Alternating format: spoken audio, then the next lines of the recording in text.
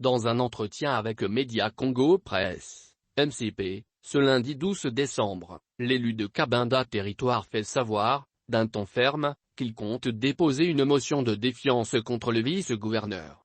J'ai encore eu d'autres éléments que je vais ajouter sur la motion qui a déjà récolté 5 signatures.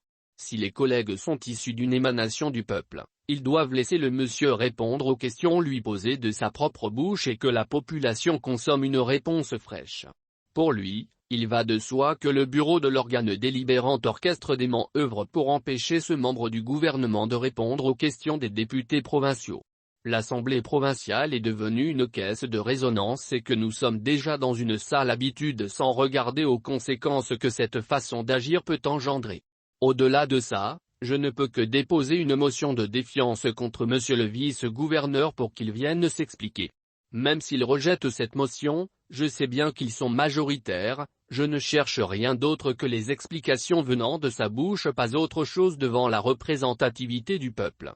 On était à une phase pédagogique, c'était l'interprétation selon notre règlement intérieur, je ne vois pas comment les députés pouvaient juger. Ce sont les députés qui commencent à prendre la défense d'un membre du gouvernement, déplore-t-il. Si certains parlent d'une motion alimentaire, ce député accuse les députés provinciaux majoritaires d'être alimentés par les membres du gouvernement. Alimentaires pourquoi?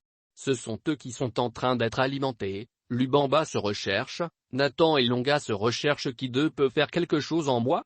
Tous sont des pauvres qui viennent d'accéder là-bas. Je vais chercher quoi? A-t-il conclu.